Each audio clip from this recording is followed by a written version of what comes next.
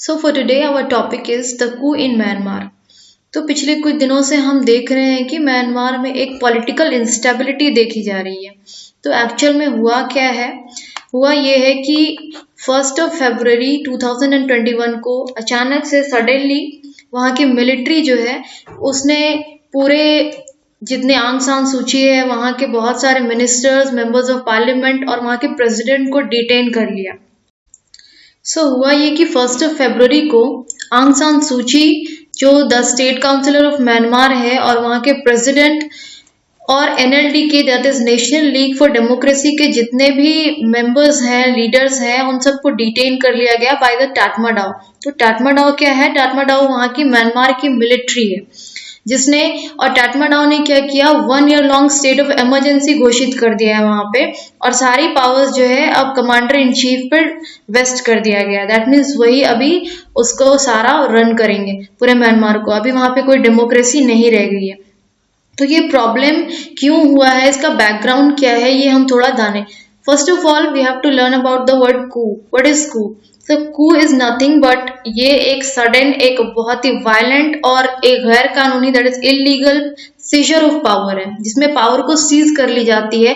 जो भी current government चल रही है, जो पॉलिटिकली लीगल है, उसको ओवरथ्रो कर दिया जाता है either by the military or the dictator or any kind of political organisation. तो उसे हम कहते हैं कू।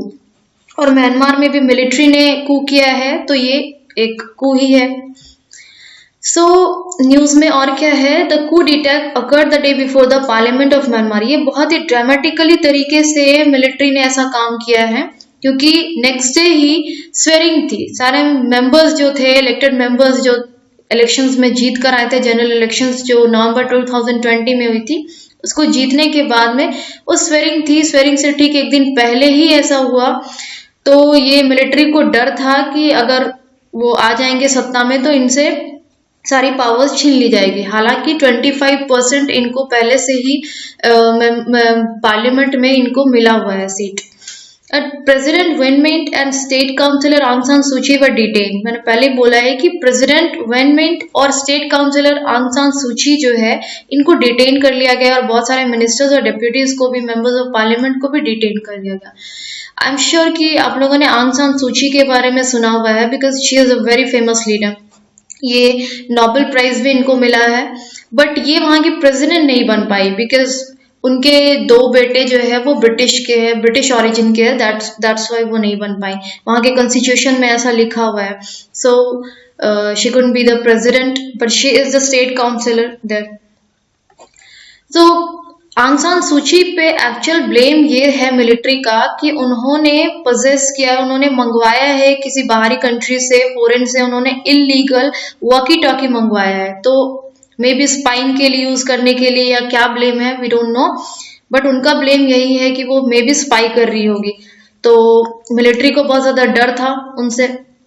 इन द नवंबर 2020 इलेक्शन, 2020 में जो इलेक्शन, जनरल इलेक्शंस हुए थे जिनमें सारे सिटीजन्स ने वोट दिया था, उसमें आंग सान सूची की जो पार्टी थी नेशनल लीग फॉर डेमोक्रेसी, उसने 476 में से 396 सीट्स ले आए।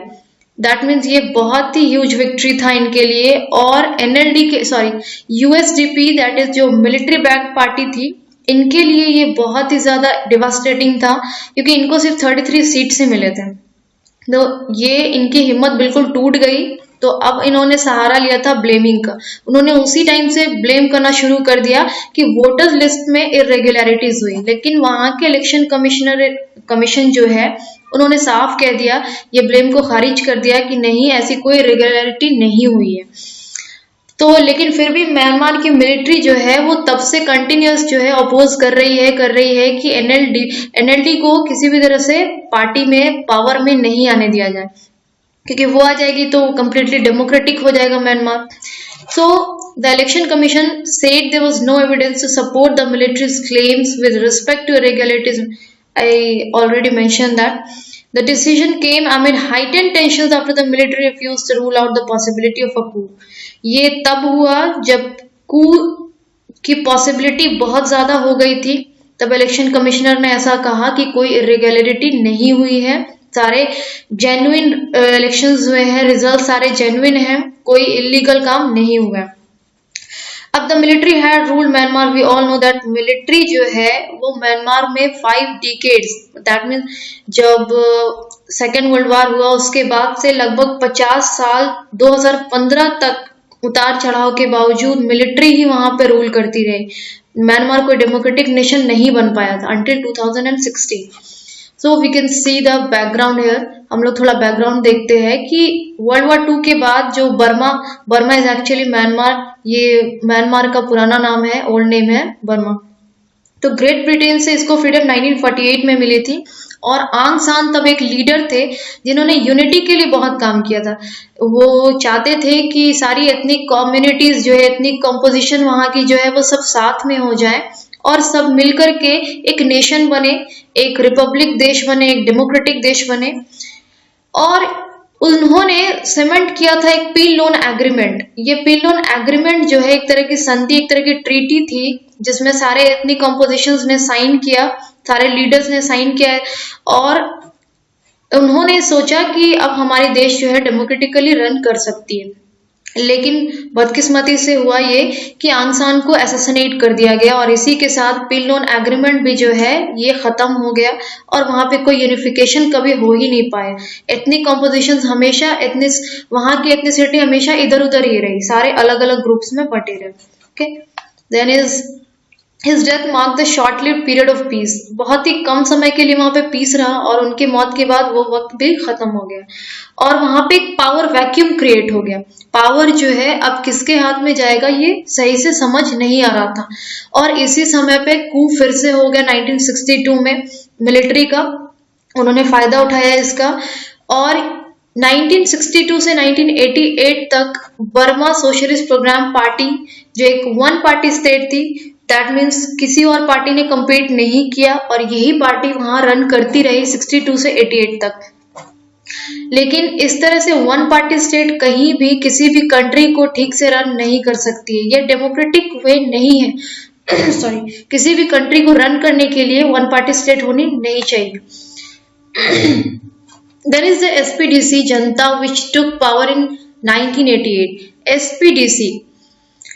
SPDC ही है जो बैक्ड है, जिसको सहारा है मिलिट्री का। ये एक्चुअल में देखा जाए तो ये मिलिट्री की ही पार्टी है। ये 1988 को पावर में आई और इसके पावर में आते ही बहुत सारी एथनिक कम्युनिटीज, दैट इज जो एग्जांपल्स है कैरेनी, मॉन और रोहिंग्याज, ये सब एथनिक ग्रुप्स के साथ बहुत ज्यादा एक्सप्लॉइटेशन होना शुरू हो गया। उनको नेबरिंग कंट्रीज जैसे कि थाईलैंड में असाइलम लेने को कहा गया, मतलब उनको भेज दिया गया, वहां से निकाल दिया गया और वहां के भी गवर्नमेंट ने उनके साथ अच्छा ट्रीटमेंट नहीं किया और इस तरह से जो लोग थे उनके साथ एक बहुत मतलब ह्यूमन राइट्स का इश्यू आ गया और ह्यूमन राइट्स इश्यू आने के साथ बहुत सारे वर्ल्ड ऑर्गेनाइजेशन ने इंटरफेयर किया। यहाँ पे जो एक ग्रुप थी जो बहुत ज्यादा हावी रही सब पे, वो थी बामर ग्रुप। ये डोमिनेंट ग्रुप था, दैट मीन मतलब यहाँ पे मिलिट्री को इसका बहुत ज्यादा फेवर था और कुछ एथनिक स्ट्रगल्स भी हुए थे वहां पे हटाने के लिए, उनको अपने हक के लिए लड़ने के लिए, लेकिन बहुत ही लिमिटेड थे वो। जैसे कि कैरन नेशनल यूनियन और मोंग टाई आर्मी जो अपने अपने एथनिक कम्युनिटीज के लिए लड़ रही थी, लेकिन कुछ खास हासिल नहीं हुआ। मिलिट्री ने कुछ 2011 में कुछ पावर्स अपने गिव अप किए और सेमी डेमोक्रेटिक बनाने की कोशिश की सिस्टम को, लेकिन सेमी डेमोक्रेटिक भी कुछ खास तरीके से नहीं बन पाया है। ह्यूमन राइट्स वॉच और एमनेस्टी इंटरनेशनल ने इंटरफेयर किया और ह्यूमन राइट्स एक्सप्लॉइटेशन का एक आरोप लगाया है म्यांमार पे, वहां की मिलिट्री गवर्नमेंट पे, कि आप लोग अपने पीपल के साथ, अपने सिटीजन्स के साथ ठीक ट्रीट नहीं कर रहे हो। In 2006, many members resigned from NLD due to tortures by Tatmadaw। टाटमाडाव जो हमने पहले ही इसका डिस्कशन किया था, जो मिलिट्री ग्रुप है म्यांमार की, उस पे ये आरोप लगा कि वो एनएलडी के बहुत सारे मेंबर्स पे टॉर्चर कर रही है, उनको एक्सप्लॉइट कर रही है, जिसके डर से एनएलडी के बहुत सारे मेंबर्स ने रिजाइन कर दिया अपनी पार्टी से। टाटमाडाव इज ऑफिशियल नेम, ये ऑफिशियल नेम है वहां की आर्म फोर्स की, और आर्म फोर्स में आर्मी, नेवी, एयरफोर्स सब आती है वहां की। द मिलिट्री गवर्नमेंट प्लेस आंग सान सूची। आंग सान सूची की भी स्टोरी है, वी ऑल नो कि उनको हाउस अरेस्ट में रखा गया और वो मई 2003 से लेकर 2010 तक वो कैद में ही रही थी, उसके बाद उनको रिलीज किया गया था। Myanmar's army drafted constitution was overwhelmingly approved by 92.4% of the 22 million voters with alleged voter turnout of 99%। ये एलिगेशन है, मिलिट्री की एलिगेशन थी कि 10th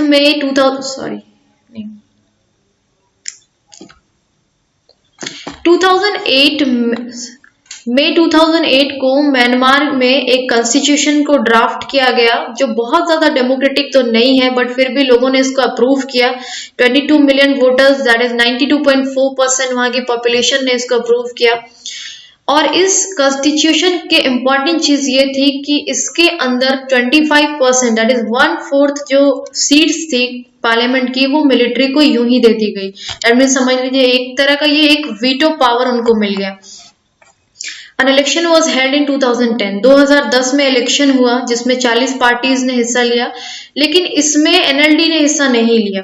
national league for democracy जो आंग सान सूची की पार्टी थी, इसने हिस्सा नहीं लिया क्योंकि पहले ही 1990 में जो उन्होंने जीत हासिल की थी, लेकिन उनको सत्ता में आने नहीं दिया गया था, इसलिए उन्होंने पार्टिसिपेट नहीं किया।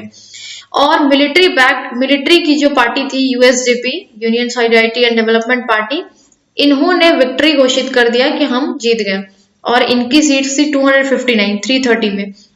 लेकिन ये इस जीत को ऑपोजिशन पार्टी एनएलडी ने अप्रूव नहीं किया, अपोज किया बहुत ज्यादा। और फिर बाई इलेक्शंस हुए 13 दिसंबर 2011 को, और इस बाई इलेक्शन में एनएलडी ने पार्टिसिपेट किया और 44 सीट्स में से 43 सीट्स इसके आ गए, मतलब बहुत ह्यूज विक्ट्री हुआ इनका। देन 2015 के इलेक्शंस आए, म्यांमार के जनरल इलेक्शन, और यह जनरल इलेक्शन ये फर्स्ट ओपन इलेक्शन हुआ म्यांमार में 1990 के बाद। 1990 में एनएलडी ने जीत हासिल की, बट उनको पावर में आने नहीं दिया गया था। लेकिन 1990 के बाद ये 2015 वाली जो इलेक्शन थी, ये एक कंप्लीट ओपन कॉन्टेस्ट था जिसमें फिर से एनएलडी जो है एब्सोल्यूट मेजोरिटी के साथ जीत गई। और आंग सान सूची जो है, उनको मैंने पहले बताया कि आंग सान सूची जो है प्रेसिडेंट तो नहीं बन पाई, लेकिन लीडर जरूर थी। वो प्रेसिडेंसी के लिए उनको बैर किया गया, रोका गया था, क्योंकि उनके 2 बेटे जो है वो ब्रिटिश ऑरिजिन के थे, इसलिए। सो ये हमारा ओवरव्यू था कि कुछ रीजंस क्या है। अभी सारे लोगों का इस पे अटेंशन है इशू पे कि क्या होता है, उनको डिटेंशन से आजाद रिलीज किया जाएगा या नहीं किया जाएगा, अभी कह नहीं सकते हम। और वर्ल्ड लीडर्स का भी इस पे बहुत ज्यादा फोकस हो रहा है, कौन कैसे रिएक्ट करेगा। ये अंदाजा है कि यूएस जो है इस पे बहुत ही ज्यादा स्ट्रिक्टली एक्शन लेने वाली है, बट चाइना का कुछ ज्यादा ही खास स्ट्रिक्टनेस दिख नहीं रहा है, वो रिजिड नहीं है, वो आई थिंक अप्रूव कर रही है। और उन्होंने कहा कि सिर्फ ये थोड़ा सा तख्ता पलट हुआ है और कुछ खास नहीं, क्योंकि चाइना को पहले से ही बहुत ज्यादा बेनिफिट है म्यांमार से, उन्होंने बहुत ज्यादा प्रोजेक्ट्स वगैरह लगाए हुए हैं यहाँ पे, तो वो ज्यादा अपोज तो नहीं कर रही है इसको। बट यूएस का मे बी वो ज्यादा अपोज करने वाले हैं इनको, और हम लोग इसको ट्रैक करते रहेंगे इस टॉपिक को। सो लेट्स सी क्या होता है आगे। So will be back soon with some other videos.